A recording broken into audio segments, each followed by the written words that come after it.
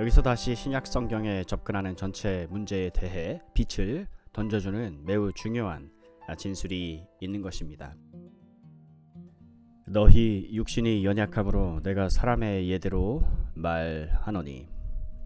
사도는 여기서 몸을 언급하거나 생각하고 있지 않습니다.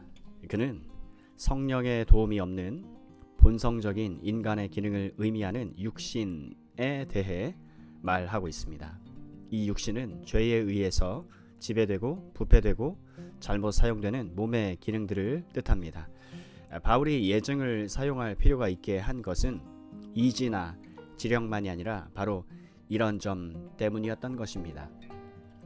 어째서 제가 이 점이 이토록 중요하다고 역설하는지 아십니까? 성경 교훈에 따르면 사람이 본성으로 당하는 고통은 그가 지력이 모자라는 데 있지 않다는 이유 때문입니다. 인간이 부족한 것은 영적 이해입니다. 인간의 문제는 그의 이지 하나만에 있는 것이 아닙니다. 영적 진리를 이해하고 믿고 따를 능력과 가능성의 결핍에 있습니다. 여기 진수가 되는 성경적 죄의 교리와 타락의 결과인 죄 가운데 있는 사람에 대한 교리가 있습니다. 타락의 가장 파괴적인 결과는 무엇입니까? 그건 의심할 여지 없이 사람이 타락한 이래 영적 이해력을 상실했다는 것입니다. 타락 이전에는 그것을 소유하였습니다. 아담은 타락하기 전에 하나님과 자유롭게 교제할 수 있었고 친교할 수 있었습니다. 그가 타락하고 죄가 들어온 순간에 사람은 영적 판단력과 이해력을 잃어버렸습니다. 이것이 성경 교리에 있어서 중대한 문제입니다. 사도 바울은 고린도전서 3장 처음부터 이걸 길게 논술을 하였습니다. 그는 고린도전서 1장 12절부터 이걸 다루기 시작해서 고린도전서 3장 끝까지 이 진술을 계속합니다. 이것은 이 특정 진리의 국면에 관한 가장 광범위한 논의였습니다. 죄가 인간에게 가져온 가장 파괴적인 것은 이로부터 영적 이해력을 빼앗아 간 것입니다. 그리스도인이 되고 그리스도의 진리를 믿고 그리스도의 인해 믿음을 받아들이는 문제 전체는 지적인 문제가 전혀 앞서지 않습니다. 저는 다시 한번 이 점을 하나님께 감사드립니다. 사람들이 큰 천성적인 능력을 가지고 커다란 지능과 커다란 이지와 좋은 두뇌와 큰 지식과 커다란 이해력을 가지고 있으면서도 기독교에 관한 것은 아무것도 모르고 있다고 사도는 역설합니다. 사도가 말했듯이 이들은 아무것도 모르고 전적으로 어리석을 수 있습니다. 유대인들은 이것을 거치는 돌로 생각하고 헬라인들은 이것을 어리석은 것으로 여겼습니다. 사도 바울은 더 나아가서 육에 속한 사람은 하나님의 성령의 일을 받지 아니하나니 저희에게는 미련하게 보임이요 또 깨닫지도 못하나니 이런 일은 영적으로라야 분변함이니라 고 말합니다. 고린도전서 2장 14절. 이들은 좋은 두뇌와 큰 지능을 가지고 있습니다. 하지만 이들이 이 진리를 대면하게 되면 이들은 이걸 전혀 알지 못합니다. 주 예수 그리스도에 관한 것을 그들에게 말해 보십시오. 성육신과 한 위격 속에 있는 양성, 즉 신성과 인성에 대해 말을 해 보십시오. 신인 양성 교리라고 하죠. 그러면 그들은 이걸 터무니없는 것으로 또 어리석은 것으로 기각시켜 버릴 것입니다. 그들에게 속죄 교리와 예수님의 십자가 죽음의 의미를 말해 보십시오. 그러면 그들은 그것을 부도덕하며 부질없는 것이라고 말을 할 것입니다. 그들은 그것을 공공연히 비난하며 비웃으며 조롱할 것입니다. 어째서 그렇습니까? 그들에게는 영적인 판단과 이해의 기능이 결여되어 있기 때문입니다. 이것은 지적인 문제가 아닙니다. 우리는 이것을 다른 측면에서 이렇게도 말할 수 있습니다. 두뇌는 좋지 않고 지적으로는 약하며 이해력도 약한 단순하고 평범한 사람이면서 이 일들을 받아들이고 이걸 기뻐하고 즐거워하는 이들이 있습니다. 어떻게 이들이 이렇게 할 수 있습니까? 고린도전서 2장에서 사도 바울은 자세한 답을 줍니다. 그는 이것이 오직 그들에게 성령이 역사한 결과라고 말합니다. 하나님의 아들이 이 세상에 계실 때 이 세대의 권원들이 그를 알지 못하였나니 만일 알았더면 영광의 주를 십자가에 못 박지 아니하였으리라. 그러면 어느 누가 어떻게 그리스도인이 되겠습니까? 대답은 오직 하나님이 성령으로 이것을, 즉 복음 진리를 우리에게 보이셨으니 성령은 모든 것 곧 하나님의 깊은 것이라도 통달하시느니라. 고린도전서 2장 10절 말씀. 우리가 세상의 영을 받지 아니하고 오직 하나님께로부터 온 영을 받았으니 이는 우리로 하여금 하나님께서 우리에게 은혜로 주신 것들을 알게 하려 하심이라. 12절 말씀. 이것은 전적으로 성령의 조명 문제입니다. 사도는 이것을 자랑합니다. 고린도전서 1장에서 사도 바울은 이렇게 말합니다. 바울은 세상이 알고 있던 가장 위대한 지성 가운데 한 사람이었음을 기억하십시오.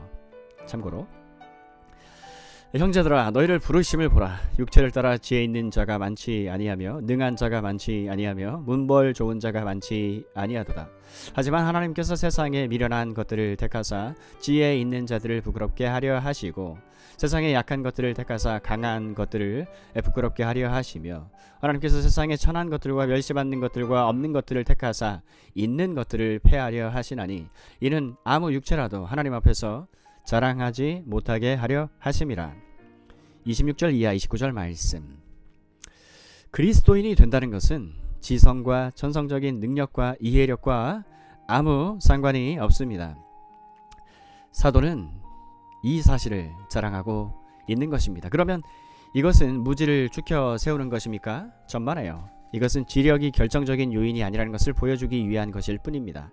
사람은 자기 지식을 자랑하지 말아야 합니다. 또 자기 무식도 자랑하지 말아야 합니다. 사람은 자기의 위대한 두뇌와 큰 지력을 자랑하지 않아야 하고 자기가 위대한 지능을 가지고 있다고 자랑하지도 말아야 합니다.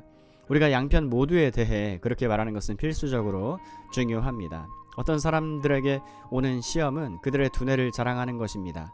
하지만 다른 사람들도 동일하게 자기 의와 긍지를 가지고 알다시피 난 평범한 사람일 뿐이야 라고 말하는 유혹을 받는다는 것을 잊지 마십시오. 이것은 동일하게 불건전한 자랑의 또 다른 형태이니까요. 우리는 결코 두뇌가 좋은 것이나 나쁜 것을 추켜 세우지 않아야 합니다. 지식이 있거나 없거나를 자랑하지도 말아야 합니다. 이것들은 어느 것이든지 문제가 되지 않습니다. 문제는 정말 관건은 성령의 조명뿐입니다. 이것이 얼마나 중대한 진리입니까? 저는 라디오에서 들은 논의를 다시 한번 언급해야겠습니다. 박식한 출연자들에게 제기된 또 다른 질문은 이러했는데 어째서 지적인 사람들에겐 자기들의 관심을 가지고 연구하는 특정 분야에서 갑자기 튀어나오는 주제들에 주어지는 질문들은 쉽고 자유롭고 예리하게 대답할 수 있고 논의할 수 있는 것처럼 보이는 것입니까? 만일 그것이 그들에게 가능하다면 어찌 신학의 문제에 부딪히게 되면 그런 문제는 그와 같이 쉽게 처리하지 못하는 것일까요? 예를 들어 문학적인 사람들은 과학적인 문제에 대해서 알지 못하고 전문가들이 아니면서도 말할 수 있다는 것입니다.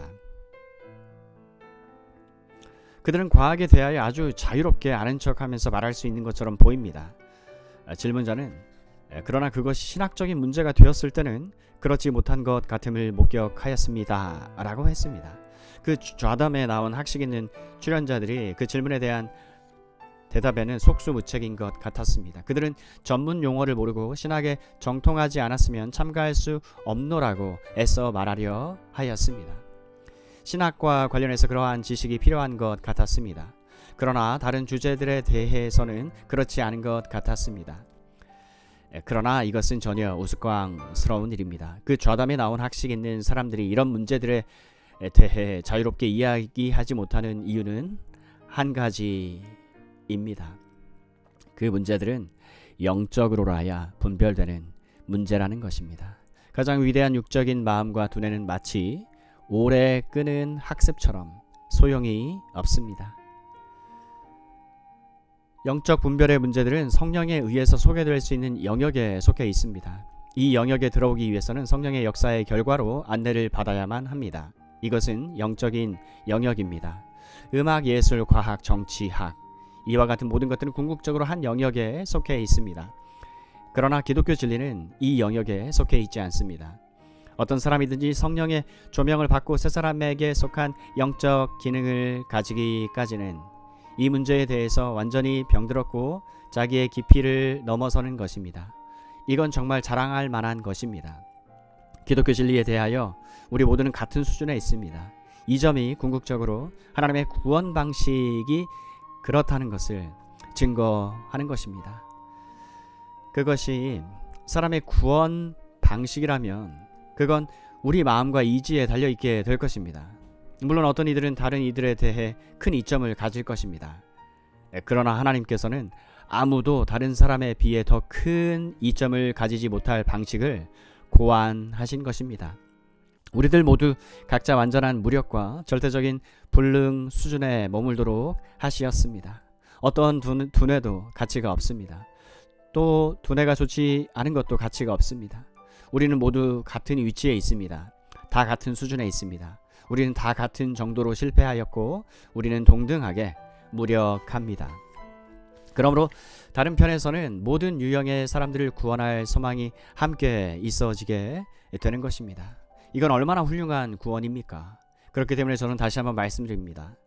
복음 전도자의 입장에서 설교자에게는 그 사람 앞에 앉아있는 사람의 특징을 알든 모르든 차이가 없다는 것입니다. 그는 모든 사람들이 이미 죄인임을 알고 있기 때문입니다. 그는 그들이 큰 두뇌를 가졌든 작은 두뇌를 가졌든 그걸 아는 데에는 관심이 없습니다. 그들이 세상에서 가장 미개한 사람이든지 관심이 없습니다. 설교자는 그들이 모두 죄인임을 압니다. 그는 그들 모두가 하나님과 영적 진리에 관해서는 문외한 자들임을 알기 때문입니다. 또 진리에 대해서 아무것도 할 수 없다는 것도 압니다. 그들 모두 각자가 필요로 하는 것은 성령의 조명입니다. 하지만 그는 역시 같은 이유로 모두에게 동일한 소망이 있음을 알고 있습니다. 이것은 복음입니다. 얼마나 놀라운 복음입니까? 사도는 진리를 이해하는 데 있어서 어려운 문제란 육신의 연약함에 있다고 말합니다. 이것은 우리의 이지가 아닙니다. 이것은 타락한 본성입니다. 영적 이해력을 상실케 한 것은 이 타락한 본성입니다. 이건 이지력이나 지력에 있는 게 아니라 육신에 있습니다. 그렇기 때문에 사도 바울이 그의 예화를 사용하지 않으면 안 되었던 것입니다.